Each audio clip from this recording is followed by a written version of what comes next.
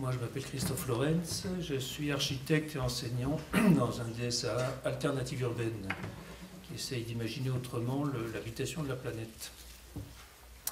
Donc, eux, comme exilés, est exilé celui ou celle qui a été jeté hors de sa maison. Cette maison peut être une langue, un paysage, une communauté nationale, une histoire, une forêt ou un désert, quelques habitudes, une famille, une cabane, ou bien tout cela à la fois, ou d'autres choses encore, pourvu que celle-ci ait pu constituer pour elle ou lui un milieu habitable, c'est-à-dire un lieu et toute son atmosphère dans lequel elle, il pouvait s'inscrire durablement en tissant quelque chose d'intime. La ZAD de Notre-Dame-des-Landes est peut-être l'expérience de celles et ceux qui se sont trouvés à ce point dépourvus de milieux habitables dans notre monde contemporain qu'ils ont dû en inventer un de toutes pièces. Formant au cours du temps des constellations habitantes à géométrie variable, elles, ils se sont retrouvés dans cette lande gorgée d'eau, autour d'une attente implicite et claire, exercer jour et nuit et sans répit le seul métier de vivre.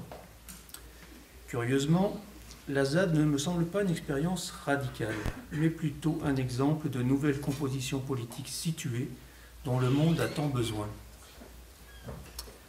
Un lieu où l'on négocie en permanence, avec les paysans dits historiques, les habitants anciens et nouveaux, mais aussi avec les peupliers, les fossés, les tritons marbrés, le climat, la loi, l'habitude, le confort.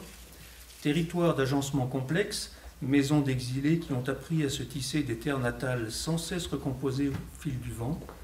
La ZAD n'est pas forcément radicale. Littéralement, elle n'est pas du côté des racines. S'il y a de la radicalisation dans cette affaire, c'est-à-dire de l'attachement aveugle à une pensée racine unique, elle est évidemment du côté des gouvernants, qui perdurent depuis plus de 30 ans à faire aller le monde comme il va, en rêvant des mêmes funérailles nationales que leurs ancêtres, alors qu'aujourd'hui c'est au désastre que va le monde. Ne sentez-vous pas, Monsieur le Président, que le vent qui souffle est un peu trop chaud? Le jardin de l'Élysée n'est-il pas lui-même un peu sec en cet automne 2016? Ne voyez-vous pas avec le réchauffement climatique en cours que la Terre commence à se dérober sous nos pieds?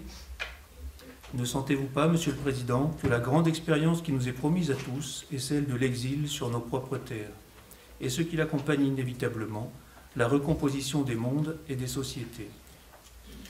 Les zadistes sont un pressentiment avant la tempête. Ce sont des Amérindiens qui voient venir Christophe Colomb. Mais cette fois, ce ne sont ni des caravelles, ni même des aéroports qui forment une petite tache au loin. C'est l'horizon lui-même qui s'obscurcit.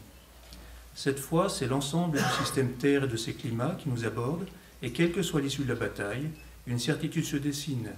Vous serez désormais vous aussi, Monsieur le Président, même sans foi ni plume, un Amérindien. Alors s'il vous plaît, n'écrasez pas d'une main armée cet avant-poste de l'exil qui, sans rancune, et c'est là toute sa grandeur, tente de composer un petit monde habitable, comme des enfants feraient une maquette ou une cabane, pour conjurer le sort. La ZAD est une joie de vivre, façon XXIe siècle, une toute petite tentative, une cantate, mais elle brille comme une luciole posée sur le gris de l'horizon.